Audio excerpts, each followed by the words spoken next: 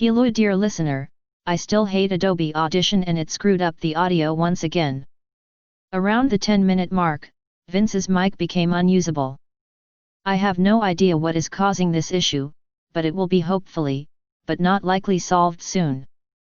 Regardless, enjoy this episode of the two weirdos talking about nons-esni.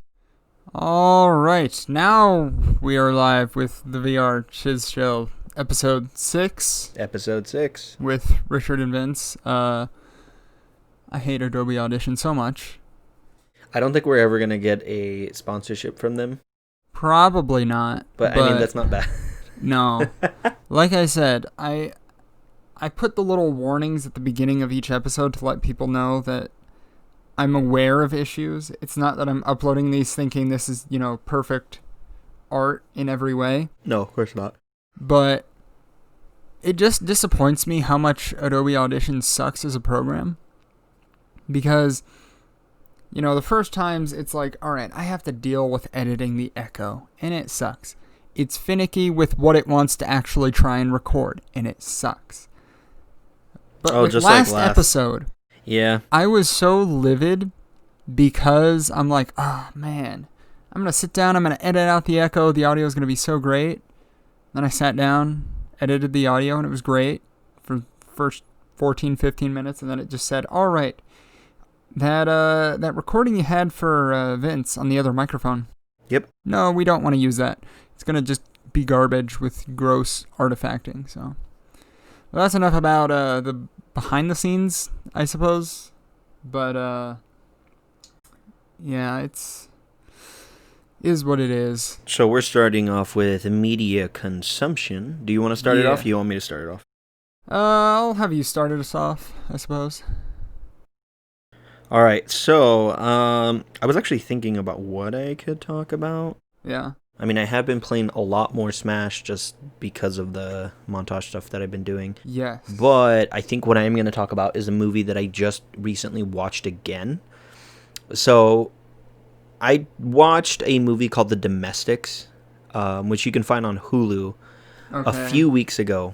So I don't think I've ever talked to you about this. You haven't talked to me about it, and I've never heard about it. So. Well, I don't just mean the movie, but there's this thing that me and my brother do. I do have a little brother. We watch scary movies probably about almost once every week. Okay. At least once every week. And we were trying to figure out what kind of movie to watch. We've probably watched up to 50 or 60 movies together at this point. And we decided on a movie called The Domestics. Now, it's not really a horror movie per se. Mm-hmm. It's a thriller. All right. And the premise is the American government decides that they want to have significantly less people. Okay. So they basically carpet bomb the entire United States with a poisonous gas. Okay. And you find out that I think like 10% of the population is immune to it. Mm-hmm. So that's all that's left in the United States. Mm-hmm. And then, if you've ever played any Fallout game or any post-apocalyptic game ever, that stuff happens. But the premise is it's about a group of normal, just regular people who want to live, not in gangs or anything like that. And they want to travel from one part of Wisconsin to Milwaukee. And it's like 200 miles of gang territory that they have to get through. And it's actually really good. I think this is the first time Wisconsin has ever been important in anything. Yeah, it was really good though. It's very psychotic, it's very over the top. It does have its moments of levity and wow, this is some really good character building for these two main characters. It's a couple they're married and they were about to go through a divorce when everything happened. Uh-huh. So they decided to stay together because what else are you going to do? Wow, it's just like that one episode of Rick and Morty. Did I just ruin this for you? I think I know which one you're referring to because I've never seen Rick and Morty. We're going to lose the one person or two people that listen to this. No, this is a show of high IQ. Yeah. I trust our audience to be very, very smart, They have bright, bright minds. Yes, but they might not like my comment that I have never chosen to watch the show. I've chosen to never watch the show just because. Well, yeah. But that means you have a higher IQ than the rest of us. Clearly. So it's just really good. It has its moments with these two characters. One of my favorite characters, because there's a bunch of like, there's one overarching story, kind of like Fallout, but then you have like a bunch of side quests going on that they'll show all of these pieces of. And one of my favorite characters, her name is Betsy in the thing. And she's part of a gang of man-haters called the Cherries. All right. She speaks like 2 lines in the entire thing. Okay. But she's a fantastic character. Love her. She carries around an MG42 and a sniper rifle, and she just doesn't take crap from anyone. And she hates men, but she sees the relationship between this married couple as they start to accept, like, hey, we're not perfect, and we started arguing because it wasn't perfect, but we realized that we can still be together even if it's not. And she realizes, oh yeah, guys aren't that bad. You just need to not find the trash ones in gangs. So it's a good side story. A lot of people die in that. Like, almost everyone. I mean, isn't that just kind of horror expectation? Yeah, thriller, horror, post-apocalyptic stuff. All of it? If at least 50% of the cast that is introduced doesn't die, is it even really effective as a thriller or post-apocalyptic thing? But it's pretty good. I enjoyed it. My dad is a very big stickler for movies. I had him sit down with me and watch it, and he actually really enjoyed it. He told me at the end, he was like, wow, that was really good. I really like that. And I was like, cool, I'm glad he liked it, because I didn't think he was going to. But he enjoyed it, so that was fun. I enjoyed it a lot. So, for me, my big media excursion, I suppose, was a mutual friend of ours recommended that I listen to Sabbaton. Oh, yeah. And so, as someone who is intending to teach history, as someone who thoroughly enjoys rock and metal, Sabbaton as a rock and metal band that sings about history, you know, you would think that'd be 100% up my alley. Match made in heaven. I did not enjoy Sabbaton. I listened through about 2 albums, and it was not great. I was thoroughly disappointed because, I mean, granted, I'm going in with high expectations because of how it's been built up. But I'm listening to it, and I'm like, all right, the lyrical content of what it is singing about, they're doing a great job. Yeah, it's pretty solid. The actual instrumentation behind it and some of the vocal quality. Yeah, not so much. Oh, I was like, this is garbage. The final nail in the coffin for me, though, was listening to, on one of their albums, they had a cover of Metallica's For Whom the Bell Tolls. Interesting. Which is one of my favorite Metallica songs of all time, if not my favorite Metallica song of all time. It's for sure off my favorite album, Ride the Lightning. But Sabaton's cover of it was absolute crap. It basically crushed any goodwill you could have held at that point if you had any. Yeah. I think we talked about last week with 311's cover of Love Song. Yeah, I was going to say, was it worse than Love Song? Yes. It managed to do that for me. Like, I've heard covers of For Whom the Bell Tolls, like one of my favorite pop-punk bands, Sum 41. They have a cover of it on YouTube. It's not on any of their albums, but it's a live show cover. And their version of it is really, really great. This was not that. But I was so disappointed because I'm listening to it and I'm like, wow, it's singing about, war heroes. It's singing about, in the trenches. It's singing about all of this cool stuff about war and history and everything. But the guitar work is just like, I hate this. And they have this weird organ or synthesizer. I can't tell if they're like trying to go for like a Van Halen effect. But regardless, it was used unsuccessfully, and it adds just this really bright quality to the music that I'm like, I don't really like this. This is just too happy of metal, especially for the content as well. Again. Yeah, I was going to say, I mean, metal usually is a little bit more darker. Yeah.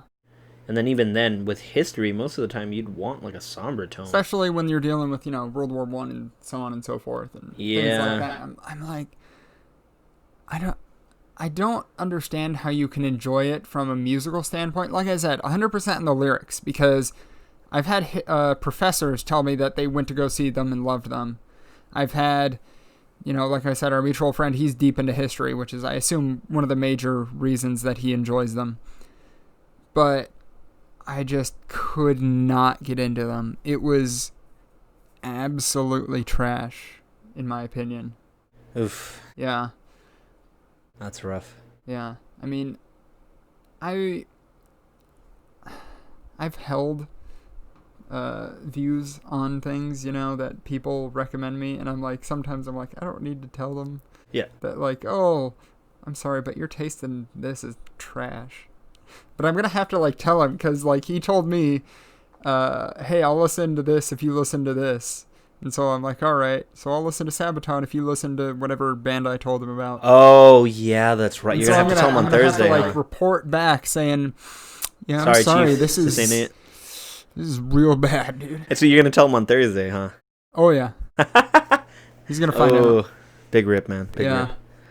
See, the good thing with me is, that I don't care. I don't care. Yeah. I'll recommend something, and if you don't like it, I'm like, yeah, that's fair. Yeah. Yeah.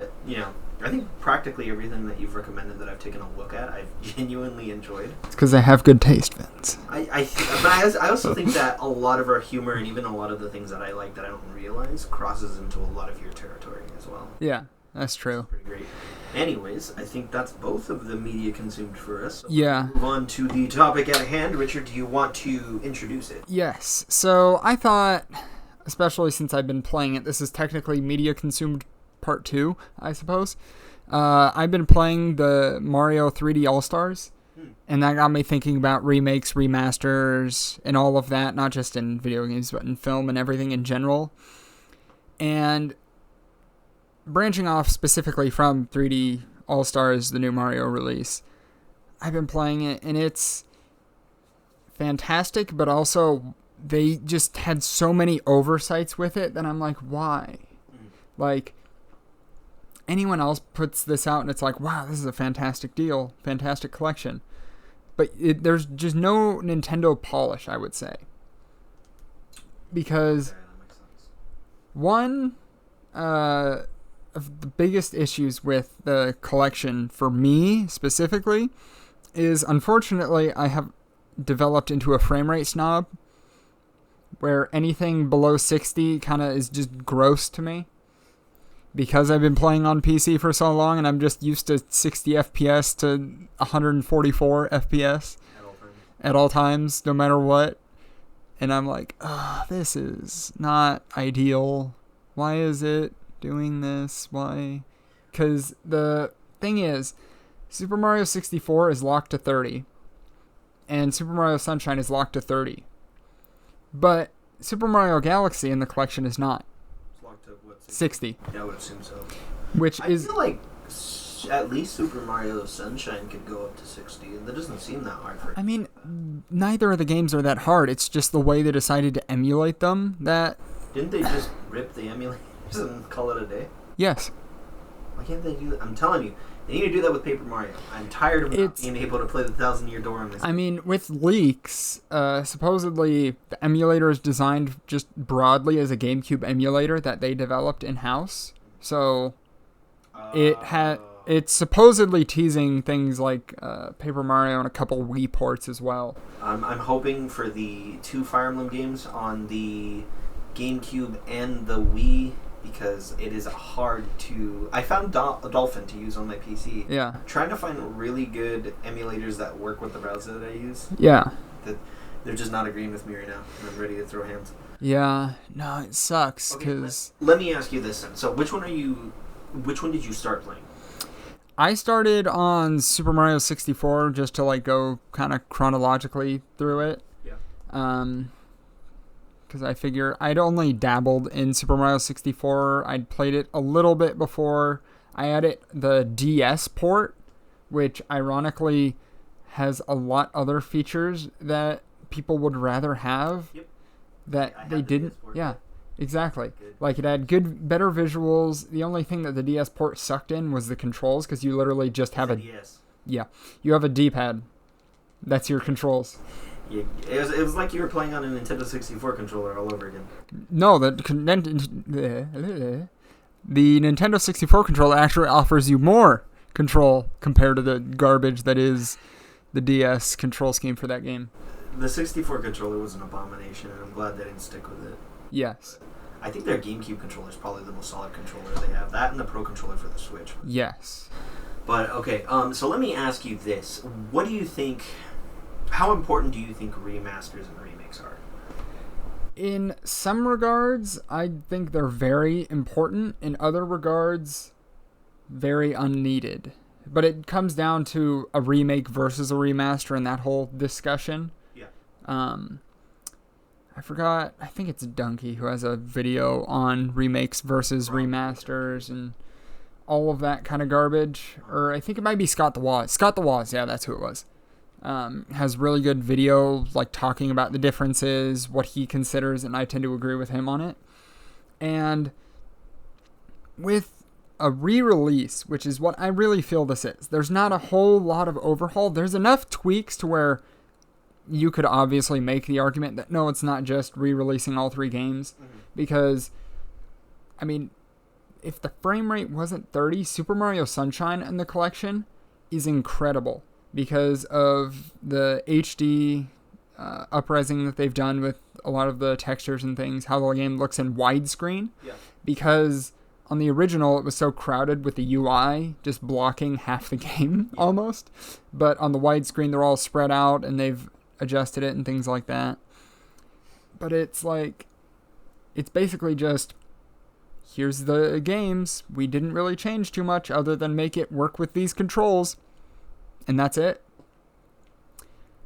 But a re-release, I understand again, just because a lot of video games tend to get locked to hardware. Yep. Versus a movie, which is always out there, especially in the digital age. It's just, you can pull it up on a browser, you can pull it up on who, what, wherever. Yeah. So for me, video games have a lot more credence to do it. Yeah. Sometimes they don't put in the effort, but that's neither here nor there.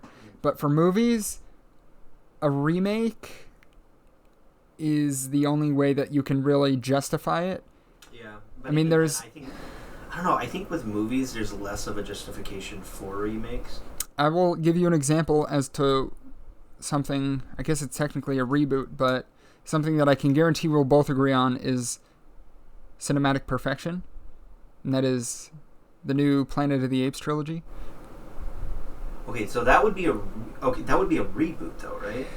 Yes. Because the premise of that movie is completely different than the premise than the original. Yeah.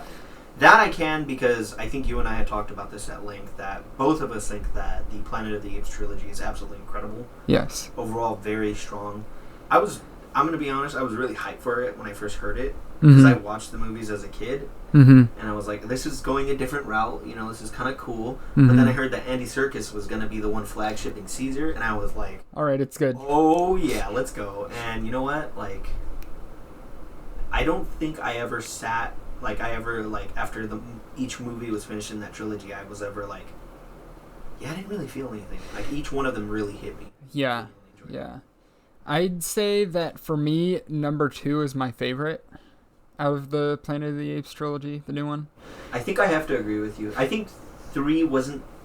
3 didn't finish it off as strongly as it could have, is what I go at. I think it finished it off well, but playing it safe, which downplayed it. Yeah. They went with the safe bet, which, you know what, I can respect them for it. Sometimes going a little bit too crazy will ruin... It'll become The Godfather 3, and I don't think either one of us wanted that for I mean, as someone who, as a former film major, never saw any of the Godfather movies, I'm a real... I have... In 3? haven't seen that. I've only seen the first 2, and I don't need to touch anything else in that franchise. I would say watch Resurrection just for the sheer insanity of it. Really? I genuinely enjoyed Resurrection. I don't consider it amazing. It was still a fun watch. Okay. It made me want to just slip my wrist in the bathtub and just... I think I would have bled out faster than how fast that movie progressed. Oh my gosh. I made my first suicide joke on this one after a month. We're evolving. I'm surprised it only took that far. We're evolving. Okay, so what would you say? Would like HD or Blu-ray, like are they considered remakes or? I would call those re-releases kind of in that vein, but again, a lot of that is less justifiable because the quality on a lot of the earlier productions and releases of it is fine for the most part. Mm-hmm. Unless you're doing a really tremendous overhaul in producing them, like I know with the old Universal monster movies, mm-hmm. they got the original footage, remastered it into 4K because you have the original film, and that's ridiculous. And that must a lot. Yeah, but it looks incredible. From my buddy Joe got the whole collection, and he said, yeah, it's amazing how it looks. It's funny that you're talking about that because I was thinking collection-wise. I told you I was listening to that like almost 4-hour-long essay of like Godzilla reviews. Yeah. And I had forgotten to check before I left, but I was gonna check to see if they had all of the movies in Blu-ray. Mm-hmm.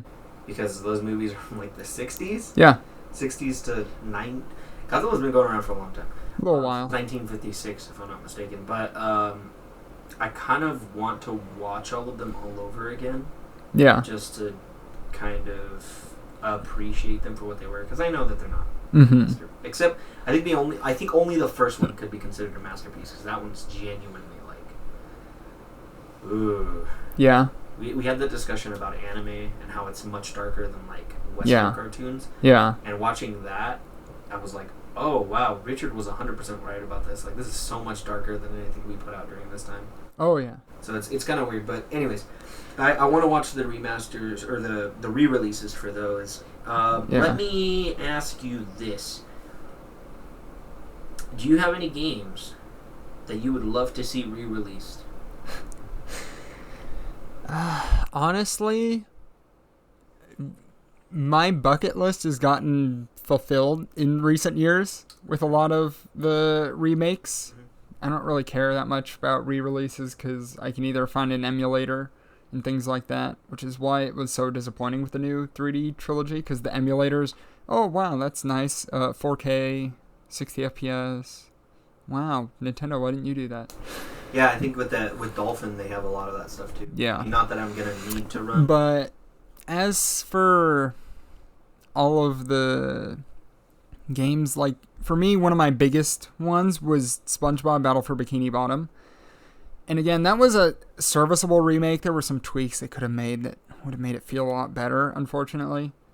But they did put a lot of care and detail into it. There's some things that you couldn't ever really fix, like some of the voice acting, considering, some of them passed away. Yeah. Mermaid Man, it's a voice actor, I can't think of his name, but he passed away, so there's like no way they're gonna... Didn't Clancy Brown pass away? Is he still alive? Is he? I think he died last year. I'm checking right now. I'm almost 100% sure. I thought I would have heard about that. I could be wrong. I'd be amazed if he did. But oh no, never mind, he's still alive. Yeah, I'm like I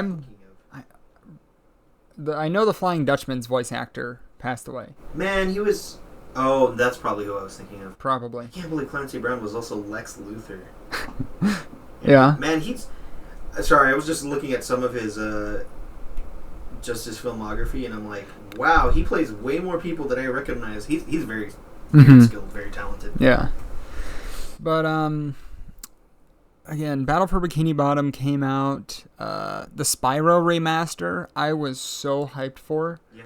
And that is the gold standard for me for remakes at this point, because it runs so beautifully, especially on my computer. Yeah. Because I think I told you my...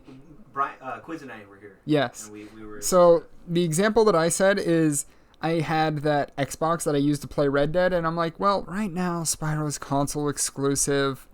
I don't know when it's going to make the jump to PC. So I played through all 3 games, 100% of all 3 of them on PC, and I'm like, wow, that was incredible.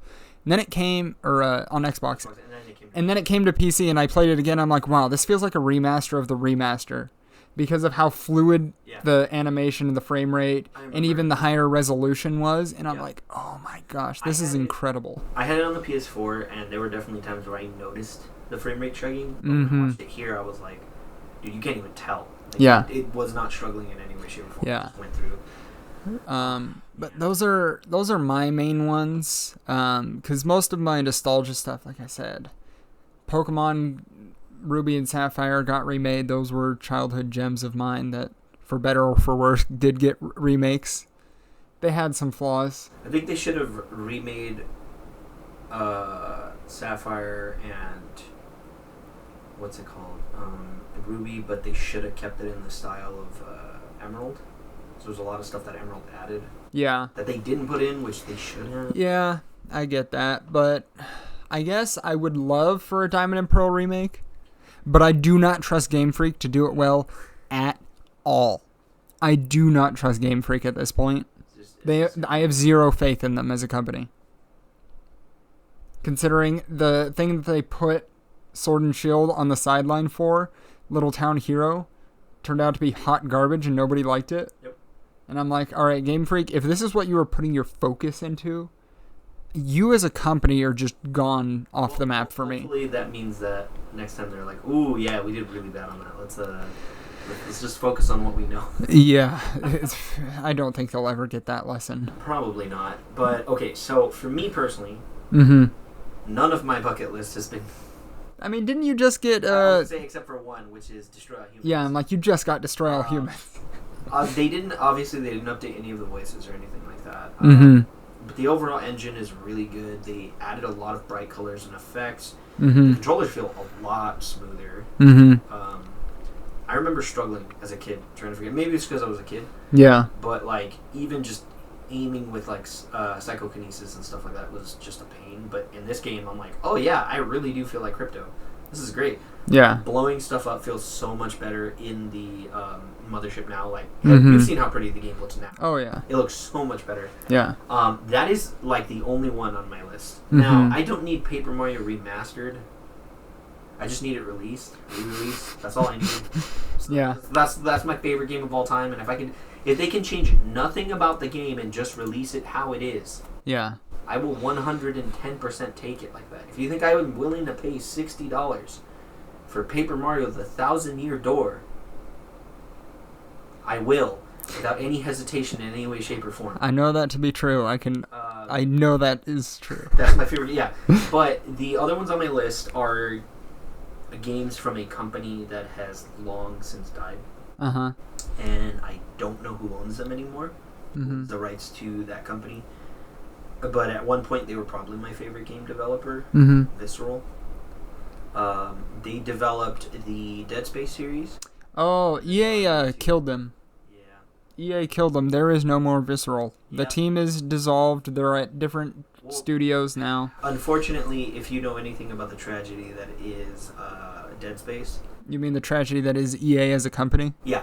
Well, when EA started to buy them out, that's when Dead Space 3 came out. That game was... It had a lot of potential. They just ruined it. Yeah. They turned it into... It's very atmospheric, and they turned it into an action shooter. And I was just like, why would you take one of the best aspects of this entire series and then just turn it into the Transformers? Yeah. Like Michael Bay's Transformers, not like the good ones. But, no, to me, that was the first horror game I've ever played through. And it gave me nightmares. Yeah. But I love the game. I love the concept of what the necromorphs were, yeah, what they represented, the way their biology worked, and everything else. With the lack of, because technically they're dead, but that's neither here nor there.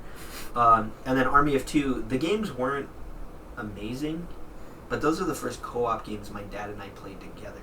Okay. And we beat them together. And I loved it. You felt like you were playing 80s action stars with extra body armor on. Yeah. Doing the co-op stuff that a lot of the games now use. From that series. I heard that the 40th Day was... Devil's Cartel. The third one was hot garbage. So it's nice to know that both of the series that I would want resurrected from the dead got Godfathered or Alien 3'd. Which makes me really sad. Yeah. But if I could have either one of those as a remaster, even if they just released it the way it was, I would play the crap out of those. Oh yeah. Those games, for their own reasons, both of those games I enjoyed so much. There's certain mechanics in there, like the dismemberment mechanic in Dead Space, and even the aggro mechanic in Army of Two, where you draw fire if you have a big gun and you're just shooting everywhere. Everyone's going to notice you, and they're going to pay less attention to your partner. Yeah. Things like that. But I'm hoping, what I'm going to do is, when I get my next check, I'm going to start looking through Steam and see what you can find in the treasure trove. God's have mercy on me. I'm going to buy both of those. Steam does have a lot of old stuff. Alright, so I'm happy about that. That's good. There's a lot of trash old games on Steam that are like, why is this on here? Out of all the games you could have gotten. Yeah, who knows? One last one that no one will ever know. It was my favorite game on the PS2 for the longest time. Mm-hmm. And it was Kessen. Kessen? Kessen is the name of the series. It was a real-time strategy game set during the Warring States period of Japan. Okay. It was really good. Voice acting was phenomenal. Morale systems, like it was really ahead of its time. Mm-hmm. Like I didn't even like strategy games at the time, and I played the crap out of that game, and I was like, "Ooh." Yeah. See, I just hate RTSs. That's fair. I do not enjoy them. Yeah. I'm awful at them. Yeah. And then the last remaster, which, considering the news that we got in the morning today, might be a real thing. Maybe. We'll see. New Vegas, baby. New Vegas. That's and I hope that they kill Matthew Broderick and bring someone else, because his line delivery was some of the most uninspired I've ever heard in any Fallout game, and it made me sad to hear him. Uh-huh. And I took great joy shooting him in the face every single time. Not actual Matthew Broderick, I mean his character, Benny. But you're telling me you didn't go and shoot Matthew Broderick in the face multiple times? No, I didn't. Wow. Not that anyone can prove. Wow. I mean, no one's heard from him in a while. I can't make that joke. But tomorrow, Matthew Broderick found dead. Dude, I would be really scared if that happened. I don't know what I'd do if that happened. But New Vegas, I think obviously one of my favorite games of all time. Yeah. I genuinely enjoy it. I'm a slut for world building and atmosphere and stuff like that. So that game is definitely there. That would be my last remaster though. If I could just have that group of games. Yeah. Perfect. Yeah. Perfect. And then, since I think it'll be pretty short, your thoughts on musical remasters of albums and things? If you have any? I think it depends. Because if I'm not mistaken, I think they remastered one or two of the Beastie Boys' old albums, right? I'm sure. I mean, there's always remasters happening. Yeah, I'm almost 100% sure, because I've heard like the stuff that you hear on YouTube, and then I've heard like the things with them. I'm like, wow, that actually sounds a lot clearer. You don't hear the overall pop of the old mics or like something. Yeah. Together, like. Yeah. I think that depending on the quality of music, I don't want trap music remastered. I don't think that is going to happen for a while, considering it's still just coming out. I don't think it'll ever happen. But remasters for songs like from the era of swing, things like that, music that I absolutely love, even classical pieces, things like that. Yeah. I've got to hear some of the remasters. I'm conflicted about this one, because as much as I do appreciate the increase in quality, sometimes I feel like when you remaster these things and you make it so clear cut, you cut out a lot of what makes the song the song. I don't know if that makes sense. I mean, I have mixed feelings on remasters, mostly because they do things in the genres that I listen to, where they just say, alright, compression. That's what you wanted in the remaster, right? Just compress it. That's all you wanted. And that's all they do to the tracks. They literally just compress the audio, and there's no dynamics, and it's garbage and trash. And sometimes it's like, wow, you actually cared about this album and wanted to put effort into it. Yeah. But I think it's not as big of an issue as it is in movies and video games, because so much of the medium is so well preserved. Yeah. No. Yeah. 100%. I think it always depends, because I think with video games it's the most prevalent, because it's not just the physical aspect. It's you're also doing the audio aspect of it. Yeah. And it's very obviously with its audience. The audience has to be completely engaged to play it. Whereas movies, there is a sense of engagement, but you're sitting there watching it. Yeah. You're not just experiencing it. You're not doing the actions. Mm-hmm. And then with audio, with just strictly audio, with music, you only get that one aspect of it. Yeah. And obviously those songs can give you certain feelings, things like that. But like I said, I'm mixed about those things. I feel like sometimes a remaster, because of the way they remaster it, just like you said, with compression, things like that, it kills a lot of what makes that song special. Yeah. So. But it is what it is. But yeah. That is the VR Shiz show for today, at least. Yeah, I think this is probably our shortest one in like 3 weeks. No, it's still 39 minutes right now. Alright, we're still shorter than the last two. Yeah. But that ain't saying much, considering my goal for this show was, we'll have about a 30-minute episode each time. Well, remember how worried we were in the beginning, thinking like, man, are we going to be able to fill 30? Or we just... You were worried. I'm like, I know how podcasts go. Yeah, you've been doing this for a while. And then I'm like, I was 100% worried. Yeah. Anyway, hope you enjoyed listening. We'll remaster this audio. We'll remaster all of the old episodes. We'll come back in like 5 years. Yeah. When we have like 40 subscribers. Yes. It's cool. And then we'll remaster just this specific episode. Mm-hmm. But just add a huge amount of compression. Episode 6 remastered. Yeah. I'm down. Alright, everybody. This is Vince. This is Richard. And we will see you next week. Yeah. Bye.